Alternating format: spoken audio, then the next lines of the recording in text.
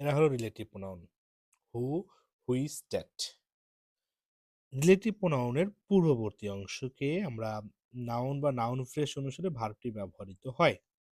তাহলে রিলেটিভ প্রোনাউনের পূর্ববর্তী অংশকে আমরা বলতে পারি পূর্বপদ বা অ্যান্টিসিডেন্ট। কি বলতে পারি? পূর্বপদ বা অ্যান্টিসিডেন্ট। তাহলে এখান থেকে কি বোঝা যাচ্ছে? দেখো যে রিলেটিভ প্রোনাউন আরপি লিখে দিলাম এখানে। দেখো এই যে ফাঁকা জায়গাটাতে লক্ষ্য করো, আরপি।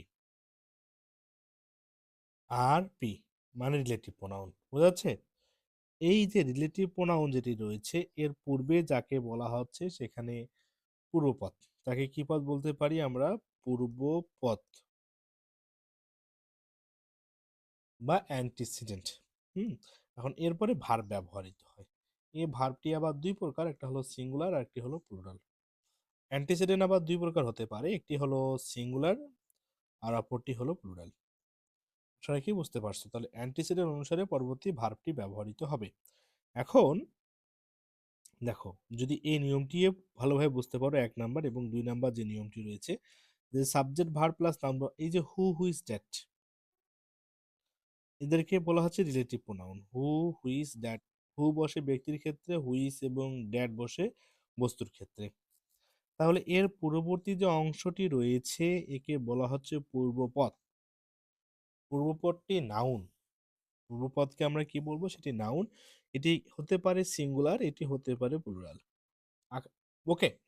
এরপর দেখো ভার্বটি যেটি রয়েছে, এই ভার্বটি হতে পারে আবার সিঙ্গুলার, এই ভার্বটি হতে পারে প্লুরাল। তাহলে রিলেটিভ প্রোনাউনের পূর্ববর্তী অংশটি যখন সিঙ্গুলার হবে, রিলেটিভ প্রোনাউনের পরবর্তী যে ভার্বটি ব্যবহৃত হবে এই ভার্বটি হবে সিঙ্গুলার। আবার দেখো, রিলেটিভ প্রোনাউনের পূর্ববর্তী অংশটি যখন নাউনটি বা প্রোনাউনটি প্লুরাল হবে, তখন এর পরবর্তী যে ভার্বটি ব্যবহৃত হবে এই ভার্বটি হবে প্লুরাল। তাহলে চলো একটু আলোচনা করা যাক। বলছে it was also addressed by the other speakers who.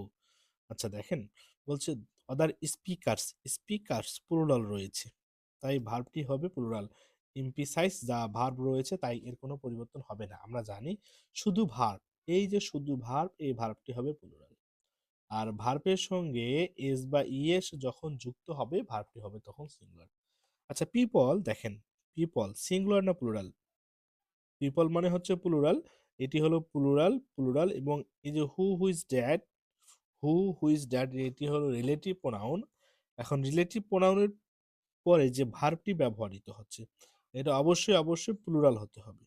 PLURAL plural হতে হবে। তাহলে দেখেন পিপল প্লুরাল, এর পরবর্তী যে ভার্বটি রয়েছে এ ভার্বটি হবে প্লুরাল। এবং হু হুইজ ড্যাড এরা হলো রিলেটিভ প্রোনাউন, এরা হলো রিলেটিভ প্রোনাউন।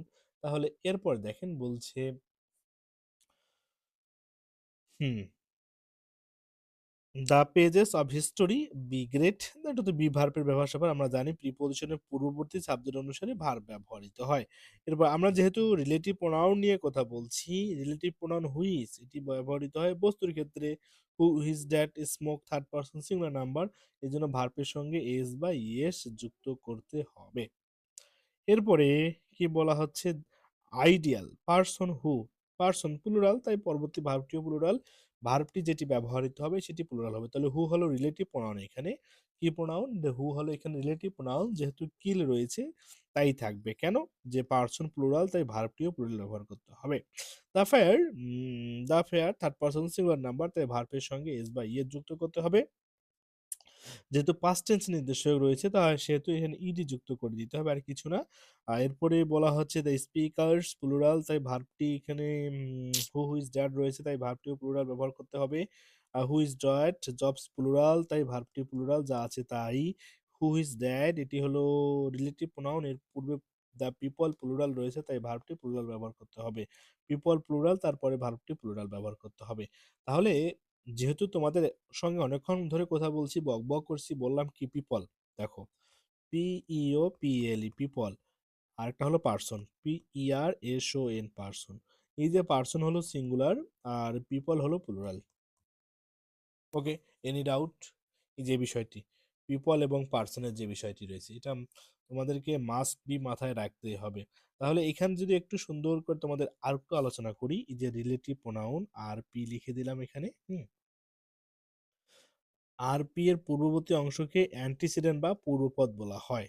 কি বলা হয়? অ্যান্টিসিডেন্ট বা পূর্বপদ বলা হয়। অ্যান্টিসিডেন্ট এবং পূর্ববর্তী সিঙ্গুলার হতে পারে, এটি প্লুরালও হতে পারে। আবার রিলেটিভ প্রোনাউনের পরবর্তী যে ভার্বটি ব্যবহৃত হবে, এই ভার্বটি সিঙ্গুলারও হতে পারে, প্লুরালও হতে পারে। কখন সিঙ্গুলার হবে, কখন প্লুরাল? যখন পূর্ববর্তী অংশ সিঙ্গুলার তখন পরবর্তী অংশ সিঙ্গুলার, যখন পূর্ববর্তী অংশ প্লুরাল তখন পরবর্তী অংশ প্লুরাল হবে। আশা রাখি বুঝতে পেরেছো। Thank you.